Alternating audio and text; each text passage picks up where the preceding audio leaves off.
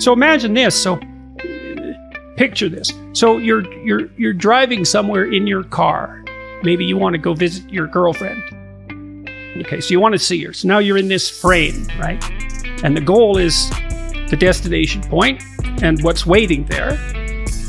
And the map obviously includes your car. So you see your car, you're inside it, you see your car, you think you see your car, but you don't. And you don't even want to. Part of what car designers do is make it unnecessary for you to see the car. See, they cover the whole car with a homogeneous shell that's like a 1 pixel image. And that's so that you don't get discomforted by the complexity of the car.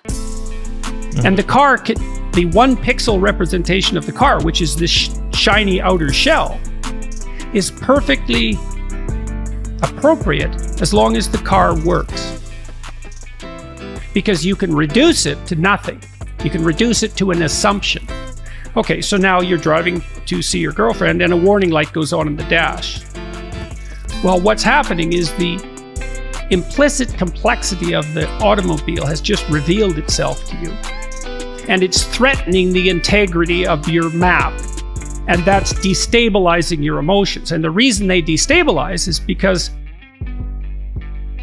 you've entered a high entropy state. You were in a low entropy state where everything was certain. You could get from point A to B, and you knew exactly how to do that. You knew exactly how much energy it was going to take, and you knew how much time it was going to take. And all of a sudden, something has emerged from the chaos that underlies everything, the complex chaos that underlies everything, and it's signaling to you.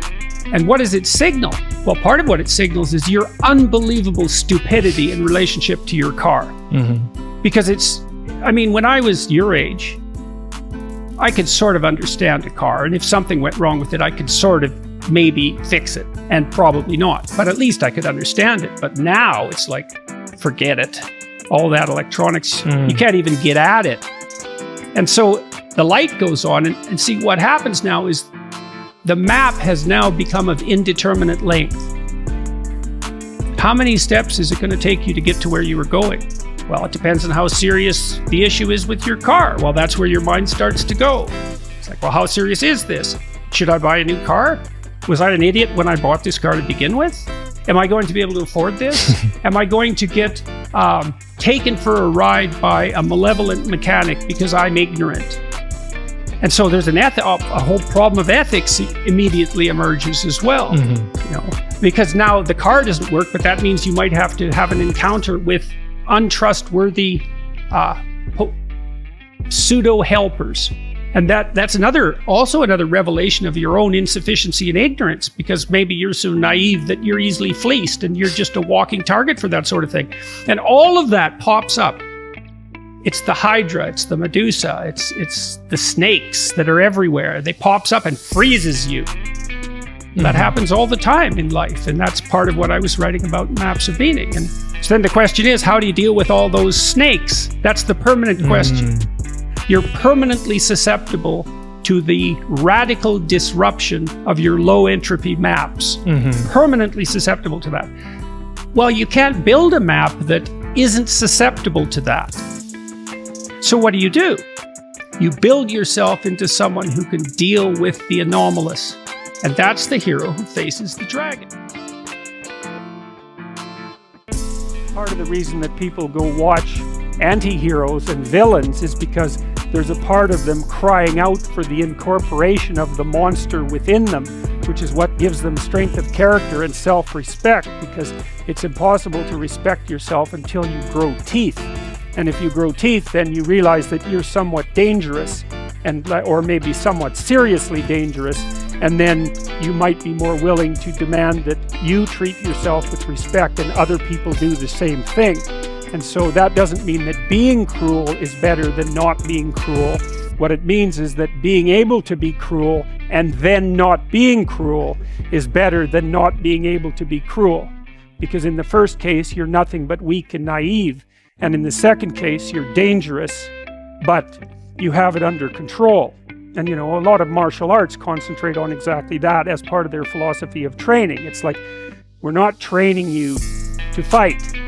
We're training you to be peaceful and awake and avoid fights. But if you happen to have to get in one, and I guess the philosophy also is that if you're competent at fighting, that actually decreases the probability that you're going to have to fight, because when someone pushes you, you'll be able to respond with confidence, and with any luck, and this is certainly the case with bullies, with any luck, a reasonable show of confidence, which is very much equivalent to a show of dominance, is going to be enough to make the bully back off. And so the strength that you develop in your monstrousness is actually the best guarantee of peace. And that's partly why Jung believed that it was necessary for people to integrate their shadow. And he said that was a terrible thing for people to attempt, because the human shadow, which is all those things about yourself that you don't want to realize, reaches all the way to hell. And what he meant by that was, it's through an analysis of your own shadow that you can come to understand why other people are capable, and you as well, of the sorts of terrible atrocities that characterized, let's say, the 20th century. And without that understanding, there's no possibility of bringing it under control. When you study Nazi Germany, for example, or you study the Soviet Union, particularly under Stalin, and you're asking yourself, well, what are these perpetrators like? Forget about the victims, let's talk about the perpetrators. The answer is, they're just like you. And if you don't know that, that just means that you don't know anything about people, including yourself. And then it also means that you have to discover why they're just like you. And believe me, that's no picnic. So that's enough to traumatize people, and that's partly why they don't do it. And it's also partly why the path to enlightenment and wisdom is seldom trod upon, because if it was all a matter of following your bliss and doing what made you happy, then everyone in the world would be a paragon of wisdom. But it's not that at all. It's a matter of facing the thing you least want to face. There's this old story in King Arthur where the knights go off to look for the Holy Grail. Well, each of the knights looks at the forest surrounding the castle and enters the forest at the point that looks darkest to him. And that's a good thing to understand, because the gateway to wisdom and the gateway to the development of personality, which is exactly the same thing, is precisely through the portal that you do not want to climb through. And the reason for that's actually quite technical. This is a Jungian presupposition too, is that, well, there's a bunch of things about you that are underdeveloped, and a lot of those things are because there's things you've avoided looking at because you don't want to look at them, and there's parts of you you've avoided developing because it's hard for you to develop those parts. And so it's by virtual necessity that what you need is where you don't want to look, because that's where you've kept it. You know, one of the things that happened to Superman in the 1980s, Superman started out, he's got a heavenly set of parents, by the way, and an earthly set of parents, and he's an orphan like Harry Potter. Very common theme is that when Superman first emerged, he could only jump over buildings, you know, and maybe he could stop a locomotive. But by the time the 1980s rolled around, like, he could juggle planets and, you know, swallow hydrogen bombs, and, you know, he could do anything. Well, people stopped buying the Superman comics because how interesting is that? It's like something horrible happens and Superman deals with it. And something else horrible happens and Superman deals with it. And it's like, that's dull. He turned into such an archetype. He was basically the omniscient, omnipresent, omnipotent God. And that's no fun. It's like God wins, and then God wins again, and then again God wins, and, you know. So then they had to weaken him in different ways with kryptonite, you know. So green kryptonite kind of made him sick, and red kryptonite, I think, kind of mutated him, if I remember correctly. And anyways, they had to introduce flaws into his character so that there could be some damn plot. And that's something to think about, you know. There's a deep existential lesson in that your being is limited and flawed and fragile. You're like the genie, which is genius in the little tiny